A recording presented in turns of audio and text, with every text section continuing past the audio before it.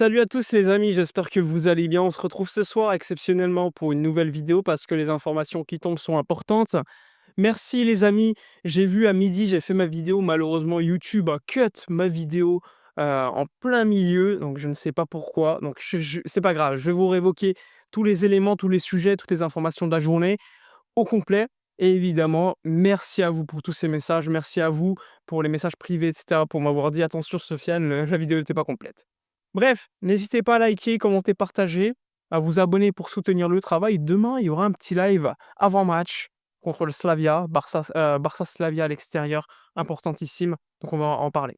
Bref, les gars, installez-vous tranquillement, on y va, on débute avec le sujet Julián Álvarez, le joueur argentin de l'Atlético de Madrid. Alors, pour ceux qui me suivent de manière assez régulière, il y a 6 jours, je vous ai fait une vidéo avec une exclue. Je vous avais dit, attention, contact entre le Barça et l'agent de Julián Álvarez. Preuve à l'appui, tous ceux qui me suivent le savent, en live j'en ai parlé. Qu'est-ce qui se passe? Il y a 1 heure à peu près sur Twitter, Ben Jacobs, donc journaliste britannique, confirme l'information. Alors évidemment, ce n'est pas la première fois que Ben Jacobs prend mes informations et se les approprie. Donc ceux qui me suivent et qui le savent constamment, je vous ai montré à chaque fois mes tweets. Et ensuite, quelques heures, quelques jours plus tard, les tweets qu'il fait sont quasiment les mêmes.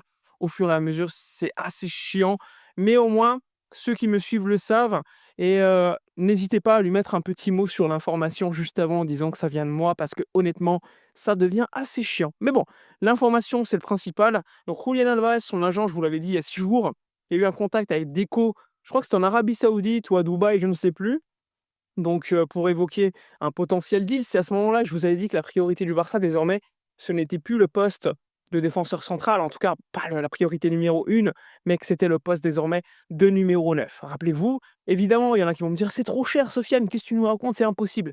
Et là, je vous ai expliqué que, par exemple, Robert Lewandowski, ça pesait 40 millions d'euros chaque année dans les comptes du FC Barcelone, donc 40 millions d'euros. En cas de départ de Robert, tu peux largement les compenser en inscrivant le contrat de Julián, qui, je le rappelle, eh bien, avec un salaire et une indemnité de transfert divisée par 5, on se rapprocherait des alentours des 40 millions d'euros là aussi. Donc c'est important de le préciser, de vous l'expliquer, mais pour ça, il y a des conditions à respecter. Il faut respecter le fair play financier, être au 1 pour 1. Selon les informations, ceux qui ont vu la vidéo de midi, on est à 14 millions d'euros. Faut l'expliquer, hein. Par exemple, si le Barça en fin de saison, on se rend compte que les sièges VIP n'ont pas été payés à hauteur de 28, bah forcément, on sera plus à 14, mais à 14 plus 28. C'est dans le budget, on prévoit qu'ils vont être payés. Donc on est à 14. Selon les informations, le départ de Ter Stegen vers Gérone qui va se concrétiser d'ici quelques jours. D'ailleurs, il a passé sa visite médicale et je remercie là aussi tous ceux qui me font confiance parce que l'information sur Ter Stegen, début janvier, je vous l'ai expliqué, avec tous les détails financiers, ça a été confirmé par la suite par Fabrizio Romano. Donc merci à tous ceux qui me font confiance donc dans l'onglet souscription sur Twitter, mais également sur Twitch via Discord, donc ils peuvent avoir les informations en avance. Vous avez sorti toutes les informations sur Marc-André Ter Stegen à Gérone, en prêt pendant 6 mois, clause de la peur, il ne pourra pas jouer contre le Barça. Et donc, là aussi, ça te permet d'économiser un petit peu de la masse salariale. Et donc, vous l'avez compris, de baisser éventuellement cette limite salariale, et enfin la différence limite masse salariale. Donc c'est important, là on parle de 14 briques entre les deux. Dro Fernandez, qui devrait donc quitter le Barça pour le PSG, ça a été officialisé, non pas par le club, mais par Baldé en conf de presse il y a quelques minutes et par Hansi Flick. Là aussi, il y a des médias qui te disent que, compte tenu du fait que, par exemple, quand tu payes une clause au niveau fiscal, bah, le PSG, au lieu de payer 6, le Barça en recevrait 6, mais en réalité, avec tout ce qui est fiscal, le PSG pourrait en payer 15. Donc, pour éviter cela, un accord de transfert pourrait être trouvé entre le PSG et le Barça, sachant que les relations entre les parties sont plutôt positives, et donc ça pourrait permettre à Barcelone de recevoir plus que 6 millions d'euros. Donc, on va suivre ça aussi, ce dossier avec le joueur, donc Dro, direction PSG. Et donc évidemment, bah, la limite salariale, masse salariale, l'écart va forcément diminuer au fur et à mesure. Donc ça, c'est quelque chose également d'ultra, ultra important. Donc Ter Stegen, direction Gérone, visite médicale passée aujourd'hui. Il a fait ses au revoir ce matin aux joueurs à la Ciutat Deportiva avant qu'ils s'envolent vers Prague. Tout à l'heure, il y a eu le conf de presse d'Alejandro Baldé et d'Hansi Flick, un Flick qui était évidemment un peu déçu de la défaite contre la Real Sociedad, mais il disait que dans le jeu, le Barça avait tellement bien joué qu'il fallait continuer comme ça. Et donc, il y avait que du positif dans cette défaite, malgré que ça soit une défaite. Donc ça aussi, c'est à noter. Il y a aussi le fait que, je le rappelle les gars, Julián Alvarez, priorité numéro 1 pour le FC Barcelone l'été prochain, confirmé maintenant par plusieurs journalistes après mon info d'il y a 6 jours.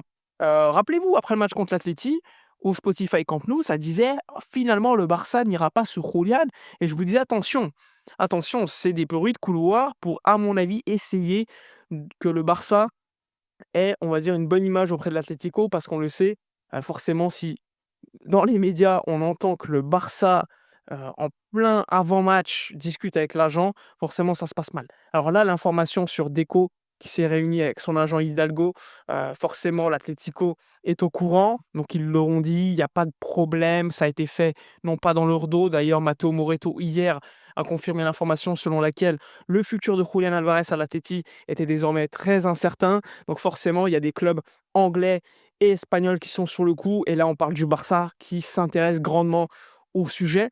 Maintenant, je vous l'ai dit, le Barça ne va pas pouvoir payer non plus 150 millions d'euros pour un joueur comme ça. Pour moi, la limite pour Julián Alvarez, c'est du 100 millions d'euros, pas plus. Le Barça ne pourra pas aller au-delà. Et l'autre condition, au-delà du fair play financier et du 1 pour 1, c'est aussi que l'Atlético accepte la proposition du Barça. Donc ça aussi, il faudra voir. Est-ce que l'Atlético, qui est quand même un club de Liga, va accepter de renforcer, entre guillemets, un autre club de Liga, même si on le sait, en réalité, ce ne sont pas des clubs rivaux. Pour autant, eh bien, ça reste un adversaire pour le titre du championnat d'Espagne, même si, en réalité, l'Atleti est quand même un cran en dessous historiquement, mais essaye quand même, au fur et à mesure, d'essayer de gagner des Ligas. Et ils en ont fait quand même, je crois, 2 sur les dernières années, en 2013-2014 et je crois juste, après Covid ou pendant le Covid, je ne sais plus. En tout cas, il y a quand même, une possibilité et il faudra voir si le Barça réussit à concrétiser cette opportunité de Julián Alvarez à Barcelone post-coupe du monde. Donc il faudra suivre aussi. Voilà globalement, hein, je vous ai fait un petit tour sur toute l'actualité, de l'après-midi, mais également du midi. Désolé, hein, pour la vidéo, je vous le rappelle, YouTube a cut ma vidéo en plein milieu, donc pas cool. Mais au moins, maintenant, vous avez les informations complètes sur Dro, Ter Stegen, Julian et cetera. Bref, merci pour votre confiance. N'hésitez pas à mettre un petit like sur la vidéo, à tout simplement vous abonner sur Twitch, Discord, YouTube, Twitter, tous mes médias, évidemment, dans la description de la vidéo. Je vous remercie. Passez une bonne fin de soirée et à demain pour une prochaine vidéo.